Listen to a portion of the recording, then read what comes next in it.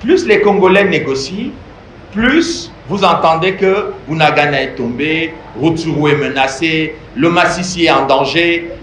Alors, il faut savoir que c'est une stratégie qui a un nom. Chez les Rwandais, ça s'appelle, on a assisté à un afflux massif de réfugiés rwandais sur le sol congolais sans que les gens comprennent ce qui est en train de se passer.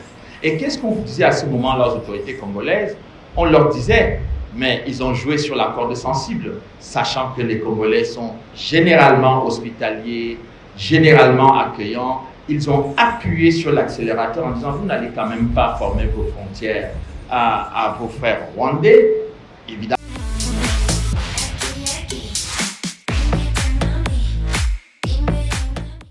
À vous la parole. Merci. Merci beaucoup. Beauté. Comment on dit pour défendre le Congo? Ezali Kaboya. C'est pas fort ça pour défendre le Congo. Ezali Kaboya. Non, c'est faible encore. Vous voulez que le Rwanda passe par-dessus? Ezali Kaboya. Voilà, là on est dans la vigueur des léopards. Merci monsieur le recteur de m'avoir invité pour partager avec les confrères ici, parce que là je change ma casquette, là je remets la casquette du journaliste d'investigation. Je remercie tout le corps enseignant et toute l'administration qui a travaillé beaucoup. Ma soeur là-bas, j'étais un regard, j'avais vu ça une fois. Pour travailler, je retrouve aussi des visages connus dans l'assistance. Eh bien, je ne peux pas ne pas rendre un hommage à mon ami Emmanuel Nachi, hein, qui m'a dit, bon ben tu vas chez toi, là c'est plus que chez toi.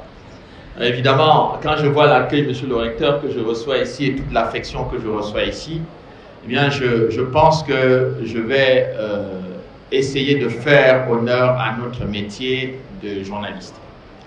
Vous savez, le journalisme d'enquête, quand j'ai commencé ce métier, ce travail-là, mon objectif était d'être un journaliste sérieux. Je ne savais pas si j'allais avoir une renommée et je n'étais pas animé par la recherche du sensationnalisme ou des choses comme ça. Je voulais juste être sérieux. Et pour cela, j'ai commencé à travailler comme universitaire.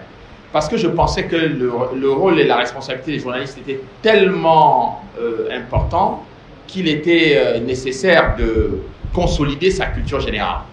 Alors j'ai décidé de faire des relations internationales. Et pour expliquer le monde, il faut d'abord que vous soyez en capacité de comprendre le monde. Si vous ne comprenez pas, qu'est-ce que vous allez expliquer? Et surtout, que vous devez parfois expliquer des choses à des gens qui ont une connaissance sur la question que vous voulez expliquer, une connaissance beaucoup plus approfondie que vous. Donc, par humilité, vous devez faire l'effort intellectuel de travailler beaucoup, de lire beaucoup, d'interroger beaucoup avant de vous prononcer. C'est exactement cette méthode que j'ai utilisée pour arriver à travailler sur le dossier du Congo. Parce que il y a, je ne vous apprends rien quand vous regardez la bibliographie, le travail fait par les auteurs congolais, fait par des Occidentaux sur le Congo, mais c'est énorme, c'est colossal, vous ne savez même pas par où commencer. Mais il y a quelque chose aussi qui m'a beaucoup agacé, c'est le fait de voir que les travaux de beaucoup de chercheurs congolais n'étaient pas valorisés, n'étaient pas reconnus, n'étaient pas associés quand on analyse les questions du Congo. Et j'ai voulu, à travers ce livre que j'ai fait, mettre en évidence le travail qui a été fait ici par les chercheurs congolais, donc Emmanuel Nachi, le professeur Mararo Bouchoualimoué et plein d'autres. Et je voulais aussi mettre en évidence le travail qui a été fait par les parlementaires congolais, notamment M. Vangou, qui était parlementaire, le président de la commission Vangou, qui porte son nom, a été quasiment ignoré par ces dernières générations de chercheurs et même de parlementaires congolais, qui ne ramènent pas, quand on veut faire de la polémique sur les affaires du Congo, concernant la question des Banyamulenge, par exemple, on fait comme si le Congo n'a jamais rien fait. Il y a eu un énorme travail fait par la commission Vangou, très très bien documenté, et des gens qui n'étaient passionnés que par la recherche de la vérité. Et le fait d'enterrer ce type de rapport, pour moi, je trouve quelque chose de profondément dangereux et choquant pour les intelligences congolaises, qui méritent, lorsqu'on veut faire des polémiques sur ce sujet, il faut faire ramener le travail de la commission Vangou en surface, pour que les jeunes Congolais qui ne connaissent pas sachent qu'il y a des gens très sérieux. Et d'ailleurs, cette commission-là avait beaucoup de professeurs de très haut niveau qui ont fait l'effort de travailler sérieusement. Donc, je pense que cela, pour moi, a été très important. Mais je ne me suis pas arrêté là. J'ai voulu, à travers cette approche, obtenir des archives des Nations Unies, du Conseil de sécurité des Nations Unies. J'ai obtenu les archives confidentielles du Conseil européen, c'est-à-dire la cellule stratégique qui se penche, qui réfléchit sur la diplomatie, la politique étrangère de l'Union européenne. J'ai travaillé sur les archives de la Maison Blanche également, et j'ai pu avoir accès également aux archives de la présidence de la République française, et puis aussi les archives du Tribunal pénal international pour le Rwanda. Donc, et puis, j'ai rencontré également un certain nombre de personnalités importantes dans cette histoire, notamment le colonel Luc Marchal, qui était le commandant des casques bleus belges entre 1993 et 1994. J'ai aidé à éditer le livre de Jacques-Roger Bobo, qui était le représentant spécial du secrétaire général des Nations Unies au Rwanda entre 1993 et 1994. J'ai travaillé aussi avec la documentation des archives de Madame Cynthia McKinney, qui était l'envoyé spécial de Bill Clinton dans la sous-région. Et puis, j'ai associé à cela beaucoup d'autres documents d'acteurs moins connus, mais qui ont très bien travaillé sur la région.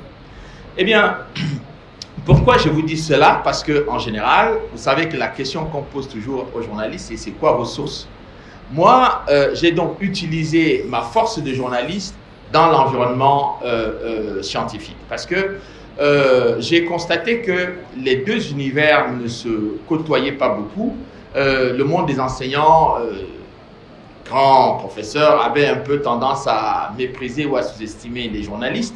Et les journalistes, parfois, sont très arrogants aussi. Je dis les mauvais journalistes, vous allez comprendre de quoi je parle. Très arrogants, en ayant l'impression qu'ils comprennent tout et que les autres, même les gens qui sont plus outillés qu'eux, ne méritent pas d'être entendus. Donc, à travers mon approche purement méthodologique, j'ai tenté très modestement de réconcilier un peu ces deux mondes et de voir que chacun avait quelque chose à apporter à l'autre, et que à la fin du parcours, eh bien, on retrouve donc Holocauste au Congo avec ces deux catégories de compétences que j'ai essayé de rassembler. Alors, tu me poses la question de savoir, évidemment, ce que j'ai essayé de faire. Qu'est-ce que j'ai découvert une chose extrêmement grave pour la République démocratique du Congo. Avant que je vous explique cela, je dois vous dire l'expérience que j'ai vécue et qui m'a conforté, consolidé, renforcé dans ma démarche d'aller beaucoup plus loin sur la crise du Congo, sur le drame du Congo. C'était l'expérience sur le Soudan, donc un pays voisin qui se trouve ici au nord-est de la République démocratique du Congo. Alors, vous avez tous entendu parler de la crise du Darfour ici il y a quelques années. Tous les médias internationaux couvraient le Darfour matin, midi et soir. On disait qu'il y avait un génocide en cours au Darfour, etc. Je suis allé au Soudan pour travailler sur cette affaire-là. Eh bien, qu'est-ce qui était à ce moment-là la mission de la paix au Soudan? C'était les troupes rwandaises de Paul Kagame. Alors, cela m'a intrigué parce que je ne comprenais pas pourquoi un pays qui avait eu du mal à régler ses problèmes internes au Rwanda pouvait se retrouver en situation d'assurer une mission de la paix au Soudan. J'ai compris effectivement que les États-Unis avaient beaucoup appuyé cette initiative et que l'ensemble des éléments, la logistique, l'ensemble de la logistique qui a été utilisée par les forces rwandaises au Soudan venait de Stuttgart en Allemagne dans le cadre du programme AFRICOM des États-Unis, dans la force de commandement militaire américain en Afrique. Et pendant cette période-là, j'ai eu à rencontrer également les autorités soudanaises. Parce que très rapidement, il y avait la question de la partition du Soudan qui commençait déjà à devenir une question importante. Et en discutant avec les autorités soudanaises, je leur ai dit, mais écoutez, je vois que vous avez vraiment envie de céder aux pressions occidentales sur la partition du Soudan en deux. Est-ce que vous pensez que M. John Garang, qui a fait la guerre pour la libération du Sud-Soudan pendant des années, est-ce que vous pensez qu'il était stupide puisqu'il a toujours demandé non pas la partition du Soudan, mais une grande autonomie du Sud-Soudan? Qu'est-ce qui vous pousse, vous, à aller plus loin que John Garang pour obtenir l'indépendance du Soudan du Sud?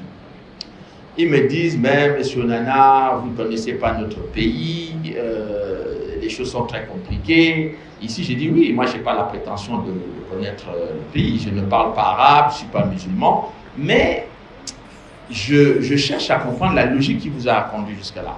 Et là, ils me disent, il y a beaucoup de pression des pays occidentaux sur le fait que nous devons aller jusqu'à céder à rendre le Sud-Soudan indépendant.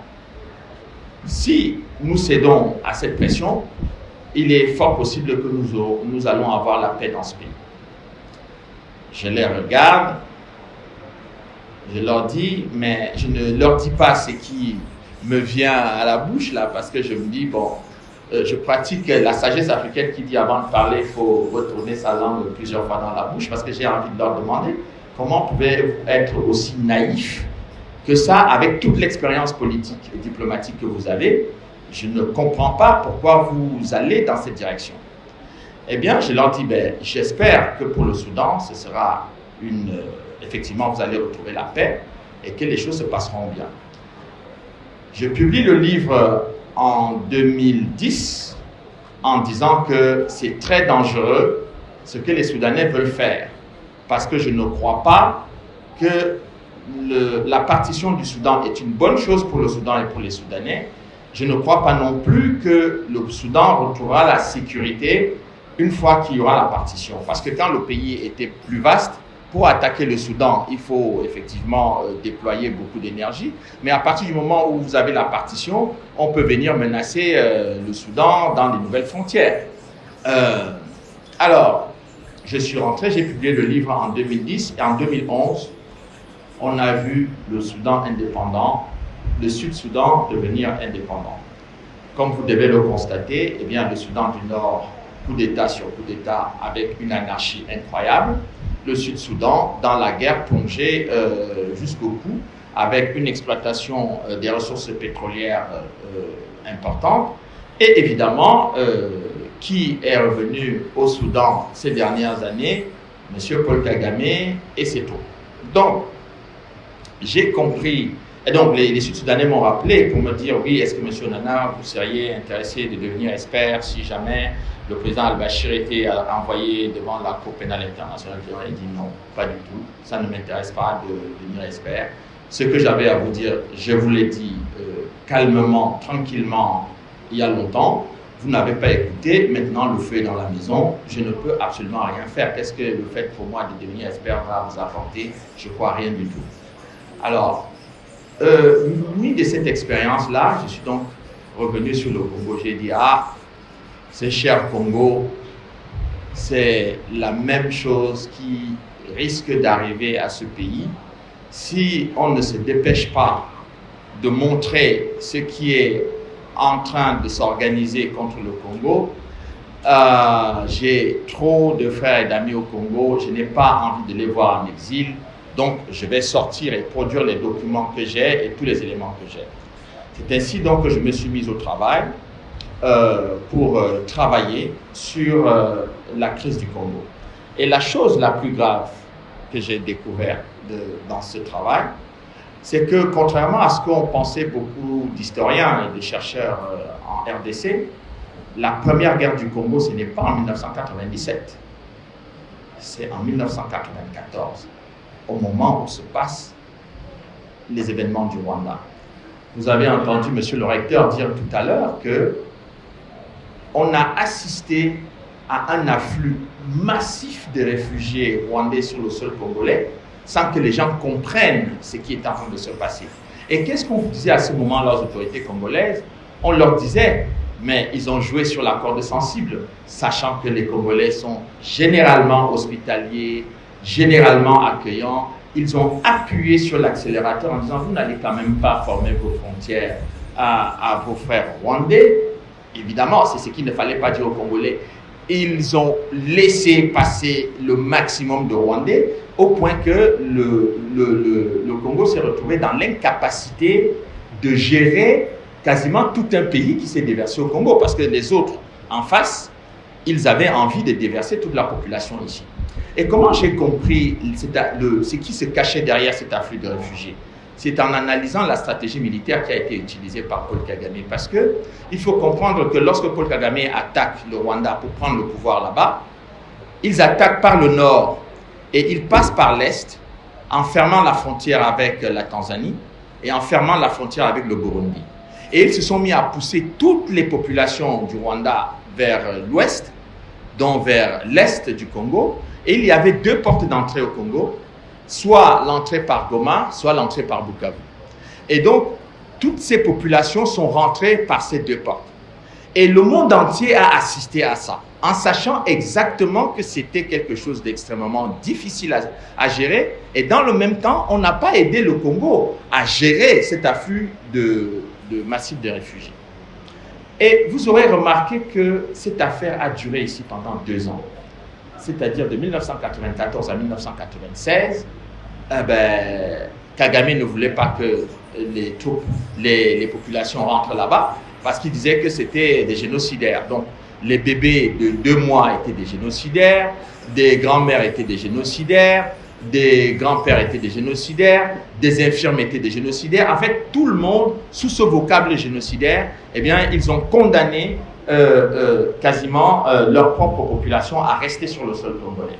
C'est donc ce que moi j'ai appelé la guerre masquée, l'invasion masquée du Congo par le truchement des réfugiés. Parce que l'envoi massif de ces populations a été une action militaire réfléchie, pensée, concertée qui a abouti à cela. Le deuxième élément, c'est qu'en 1996, vous avez donc entendu que les Banyamulenge revendiquaient des droits sur leur nationalité, etc. D'ailleurs, moi, je n'ai pas très bien compris comment on peut revendiquer ces droits pour avoir la nationalité si on est d'office congolais. Parce que je n'ai entendu aucune autre communauté au Congo qui se plaint de devoir avoir la nationalité congolaise. Parce que les gens sont nés au Congo, les grands-parents sont au Congo depuis des siècles. Donc, il n'y a pas, vous n'avez que simplement qu'à aller chercher votre carte d'identité ou votre passeport pour voyager. Vous n'avez pas besoin qu'on vous donne la nationalité. Bon. Alors, comme le Congo a toujours été généreux, ils ont donné la nationalité, mais avec la fameuse loi de 72. Mais après, les gens se sont rendus compte que ce n'était plus une affaire de revendication de droits, c'était devenu, il faut renverser le régime du maréchal Mobutu. Bon. Je n'ai pas vu une autre communauté. Mobutu avait des opposants politiques, connus et reconnus. Aucun de ces opposants n'a pris des armes pour demander le départ de Mobutu par la violence. Il n'y avait que ce groupe qui l'a fait et manifestement soutenu par les États-Unis. Alors, j'ai retrouvé les documents au sein du Congrès américain qui montrent comment tout cela s'est passé. J'ai décidé donc de les produire dans Holocauste pour que les Congolais s'en aperçoivent. Mais que se passe-t-il entre 1994 et 1996? Je demande à des experts militaires pour obtenir un coup d'État, parce que c'est de ça dont il est question. Le coup d'État a été fait contre le maréchal Mobutu ici, pour obtenir un coup d'État comme celui-là, combien de temps faut-il pour préparer une opération, une action militaire de grande envergure avec plusieurs pays? Et les experts militaires me disent... Pardon. Alors, ça ne marche plus. Allô.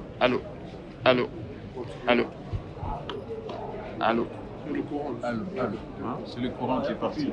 Bon, je vais parler plus fort parce que j'ai une voix quand même qui porte. Alors, ce qui se passe donc à ce moment-là, c'est qu'ils me disent qu'il faut 2 ans.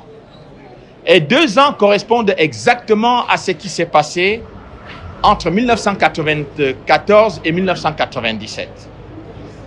Mais ce que je vais terminer là-dessus, pour que vous compreniez aujourd'hui ce qui est en train de se passer, c'est que on a systématiquement demandé aux autorités congolaises de négocier avec le M23, avec le RCD, avec le CNDP, et les Congolais ont systématiquement négocié. Le problème, c'est que plus les Congolais négocient, plus les mouvements armés rentrent sur le territoire. Très bien, merci. Parce que je pense que le Saint-Esprit a envie que tout le monde entende ce que je vais dire. Donc, plus les Congolais négocient, plus vous entendez que Bunagana est tombé, Rutshuru est menacé, le Massissi est en danger. Alors, il faut savoir que c'est une stratégie qui a un nom. Chez les Rwandais, ça s'appelle la stratégie du talk and fight. C'est-à-dire qu'on parle, on négocie et on combat sur le plan militaire. Cette stratégie a payé parce que entre 1991 et 1993, il y avait les accords d'Arusha qui devaient ramener Hutu et Tutsi à diriger le pouvoir au Rwanda. Quand tous ces accords ont été obtenus et signés, en 1993, la fin des accords d'Arusha, on attendait de les mettre en application. Le 6 avril 1994, ils ont abattu l'avion du président. Je voulais donc vous dire, vous, jeunes Congolais, de ne pas laisser le scénario qui s'est produit chez eux au Rwanda se reproduire ici, où on vous pousse à négocier, à céder tout le temps. Vous devez constater que pendant que vous négociez, vous cédez, jamais on condamne celui qui vous attaque, jamais on condamne celui qui a déjà commis plus de 10 millions de morts, de viols, de 500 000 femmes violées sur le territoire congolais. Ils ne sont ni condamnés, ni accusés, mais ils ont plutôt obtenu un dernier accord de partenariat avec l'Union européenne. Donc, ce livre et ce passage étaient tout simplement pour vous dire que je vous aime tellement que je n'ai pas envie de vous voir en exil avec un si beau et un si grand pays. Je vous remercie.